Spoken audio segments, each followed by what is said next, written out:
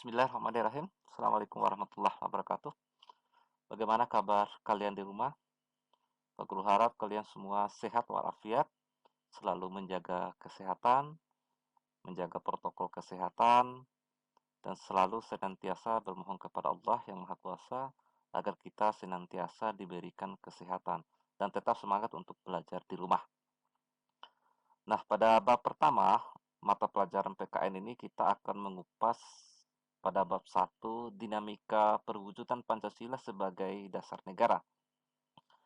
Adapun tujuan pembelajaran pada bab 1 ini antara lain mensyukuri perwujudan Pancasila sebagai dasar negara yang merupakan anugerah Tuhan Yang Maha Esa. Yang kedua, menunjukkan sikap bangga akan tanah air sebagai perwujudan nilai-nilai Pancasila sebagai dasar negara. Yang ketiga, mengamati dinamika yang terjadi di masyarakat terlebih mengenai praktik ideal Pancasila sebagai dasar negara dan pandangan hidup bangsa. Yang terakhir, merancang dan melakukan penelitian sederhana tentang peristiwa dan dinamika yang terjadi di masyarakat terkait penerapan Pancasila sebagai dasar negara dan pandangan hidup bangsa. Setelah kalian memahami tujuan pembelajaran pada bab 1 ini, maka kita akan mengupas beberapa materi yang terkait tentang tujuan pembelajaran kali ini. Dinamika perwujudan Pancasila sebagai dasar negara. Untuk semakin memperkuat pemahaman kalian, berikut ini Pak Guru paparkan uraian materi yang berkaitan dengan perkembangan penerapan Pancasila sebagai dasar negara dan pandangan hidup bangsa semenjak awal kemerdekaan sampai dengan sekarang. Perwujudan nilai Pancasila sebagai dasar negara telah dilaksanakan sejak masa awal kemerdekaan, baik itu Orde Lama, Orde Baru, dan masa reformasi sampai sekarang. Pada masa awal kemerdekaan, yang dikenal mulai dengan tahun 1945 sampai 1950, Pancasila mendapat banyak tantangan dari berbagai pihak, seperti Belanda, bahkan dari masyarakat Indonesia sendiri, ada yang ingin menggantikan Pancasila sebagai dasar negara. Pada periode ini, antara 1945 sampai 1950, sebagai awal kemerdekaan Indonesia, ada beberapa upaya untuk mengganti Pancasila itu sebagai dasar negara dan menyimpang terhadap nilai-nilai Pancasila. Upaya-upaya tersebut diantaranya dipaparkan sebagai berikut. Yang pertama, pemberontakan PKI. Mungkin kalian sudah sering mendengar kata PKI. PKI itu sendiri adalah Partai Komunis Indonesia yang berada di Madiun pada tanggal 18 September 1948. Pemberontakan PKI ini dipimpin oleh seorang Musso. Tujuan utamanya adalah mendirikan negara Soviet Indonesia yang berideologi komunis. Jadi PKI ini ideologinya adalah komunis. Dengan kata lain, pemberontakan tersebut akan mengganti Pancasila dengan paham komunis. Dan pada akhirnya pemberontakan PKI ini juga digagalkan. Kemudian yang kedua adalah pemberontakan DI atau TII di Jawa Barat dan Jawa Tengah. Pemberontakan TII ini atau yang biasa dikenal dengan Darul Islam atau TII, Tentara Islam Indonesia, dipimpin oleh Sekar Maji Marijan Kartosuwiryo. Ingat, ketua DI dan TII itu adalah Sekar Maji. Pada dasarnya pemberontakan ini ditandai dengan didirikan Negara Islam Indonesia NII oleh Kartosuwiryo pada tanggal 7 Agustus 1949. Tujuan utama didirikan NII ini adalah untuk mengganti Pancasila sebagai dasar negara dengan syariat Islam. Tetapi gerakan ini memiliki atau bertentangan dengan ajaran Islam yang sebenarnya. Mereka melakukan perusakan, pembakaran rumah-rumah penduduk, pembongkaran jalan, jalan-jalan kereta api, perampasan harta benda milik penduduk, serta melakukan penganiayaan terhadap penduduk. Upaya penumpasan pemberontakan ini dalam waktu yang cukup lama, dan akhirnya Kartosoewirjo bersama para koncong-koncongnya itu ditangkap oleh pemerintah pada tanggal 4 Juni 1962. Kemudian yang ketiga itu ada pemberontakan dari APRA. APRA itu sendiri adalah Republik Maluku Selatan yang disingkat sebagai RMS. RMS ini merupakan suatu gerakan separatisme dipimpin oleh seorang yang bernama Christian Robert Stephen Somokil. Tujuan daripada RMS ini membentuk negara sendiri yang didirikan tanggal 25 April 1950. Pulau-pulau terbesarnya adalah seperti Seram, Ambon, dan Buru.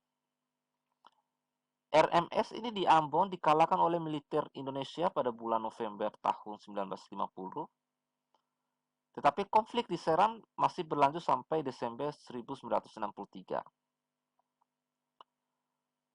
Kekalahan di Ambon berujung pada pengungsian pemerintah RMS ke Seram. Jadi setelah mereka kalah di Ambon, mereka migrasi atau berpindah ke Seram.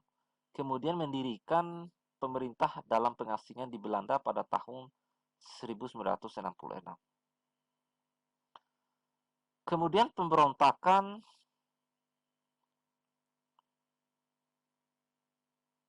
PRRI.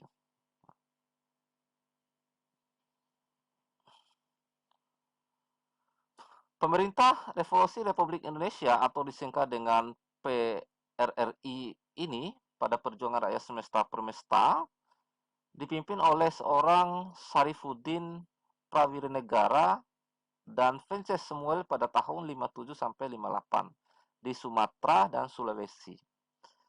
Gerakan ini merupakan bentuk koreksi untuk pemerintah pusat pada waktu itu yang dipimpin oleh Presiden Soekarno, yaitu Presiden pertama Indonesia. Saat itu tidak ada lagi diberikan nasihat dalam menjalankan pemerintah sehingga menjadi ketimpangan sosial. Tadi Pak Guru jelaskan APRA, tadi kebalik sudah Pak Guru jelaskan tentang pemerintahan RMS. Kita lanjut di penjelasan pemberontakan APRA. Nah, APRA ini adalah Angkatan Perang Ratu Adil. APRA itu merupakan milisi yang didirikan oleh Kapten Raymond Westerling pada tanggal 15 Januari 49. Westerling ini memandang dirinya sebagai sang Ratu Adil yang diramalkan akan membebaskan Indonesia dari tirani. Ternyata gerakan APRA ini bertujuan untuk mempertahankan bentuk negara federal di Indonesia serta memiliki tentara sendiri bagi negara-negara Republik Indonesia Serikat. Pada tanggal 23 Januari 1950, APRA ini melakukan pemberontakan dengan melakukan serangan dan menduduki kota Bandung serta menguasai markas staf divisi Siliwangi. Nah, dan pada akhirnya pada tahun 17 Agustus 1950, peristiwa ini maka semakin mempercepat pembubaran Republik Indonesia Serikat dan kembali ke bentuk negara kesatuan Republik Indonesia. Jadi perlu kalian beberapa ingat, itulah beberapa pemberontakan yang ada di negara Republik Indonesia dari masa awal kemerdekaan 1945 sampai 1950. Saya ulangi supaya kalian ingat. Pada awal kemerdekaan terjadi pada tahun 1945 sampai 1950.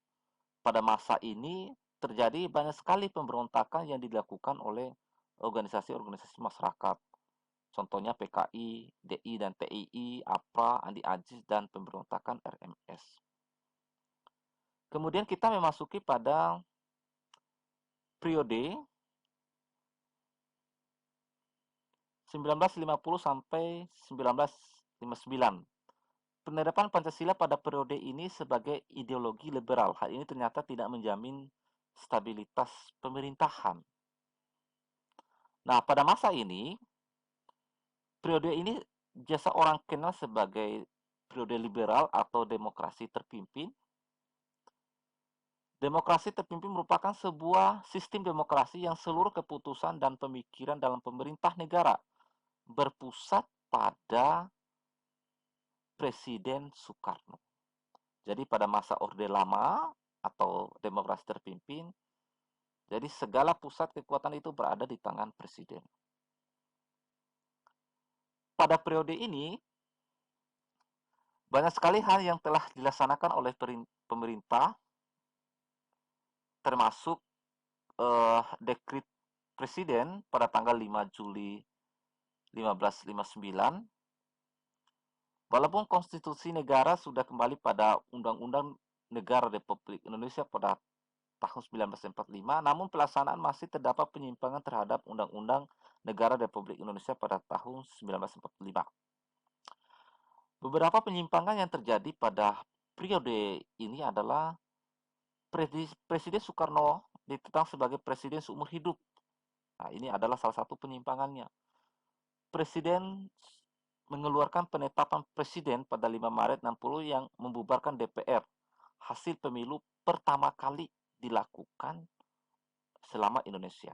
Nah, jadi terlaksananya pemilihan umum pertama Indonesia yaitu pada tanggal 29 September tahun 1955. Terpilih 272 wakil rakyat sebagai anggota DPR. Pemilu ini juga berhasil memilih anggota-anggota lembaga konstituante sejumlah 550 orang. Namun dari hal itu banyak sekali penyimpanan yang dilakukan oleh Presiden Soekarno. Salah satunya tadi yang Pak Guru sebutkan adalah Peraturan Presiden nomor 3 garis miring 1960 tanggal 5 Maret DPR itu dibubarkan. Kemudian penyimpangan yang ketiga yang dilakukan oleh Presiden membentuk MPRS yang anggota-anggotanya terdiri atas anggota DPR dan GR, utusan daerah dan utusan golongan yang semuanya diangkat serta diberhentikan oleh Presiden. Jadi asas pemilu di sini melalui dekret itu Presiden membubarkan DPR dan membentuk MPR di mana anggota MPR itu adalah dipilih oleh Presiden. Ini tidak demokratis. Nah, pada periode ini juga terjadi pemberontakan PKI.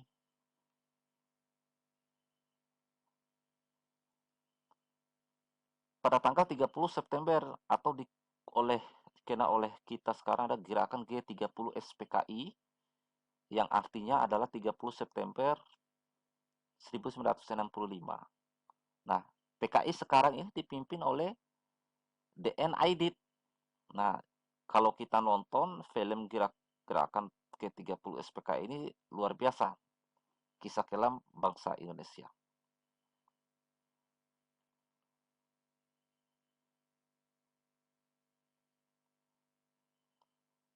Kemudian beralih ke setelah masa Orde Lama, demokrasi terpimpin, kemudian masa Orde Baru. Pada masa ini, era demokrasi terpimpin di bawah pimpinan Presiden Soekarno mendapat tamparan yang keras ketika terjadinya peristiwa gerakan G30 SPKI.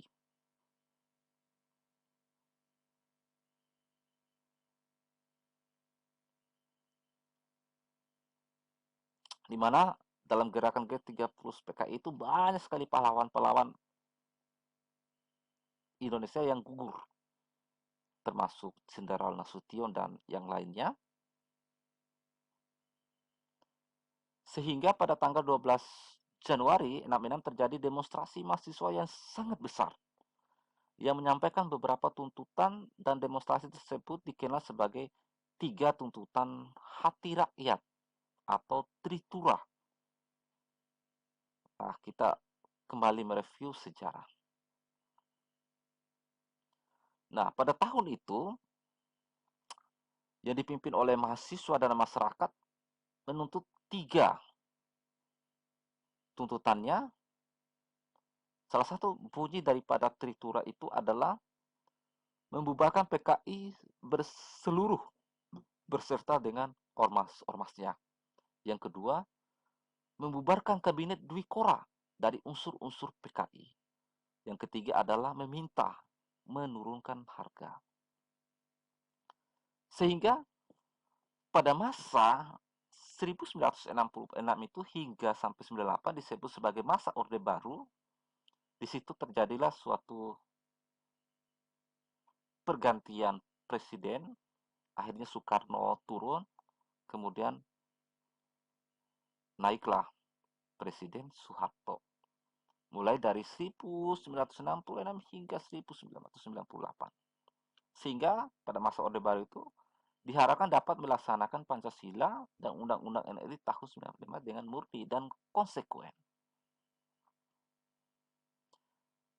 Nah, itulah beberapa yang bisa kita pelajari pada kali ini. Sebelum Pak Guru menutup sesi ini, Pak Guru akan mereview apa saja yang telah kita bahas dan kita mengulas secara singkat. Yang pertama, pada masa awal kemerdekaan bangsa Indonesia itu terjadi pada tahun 1945 sampai 1950. Itu ditandai banyak sekali pemberontak-pemberontak yang dilakukan oleh masyarakat. Kemudian masuk di demokrasi terpimpin 1950 sampai 1960. Ditandai dengan menyimpangnya semua kekuasaan itu berada di tangan presiden.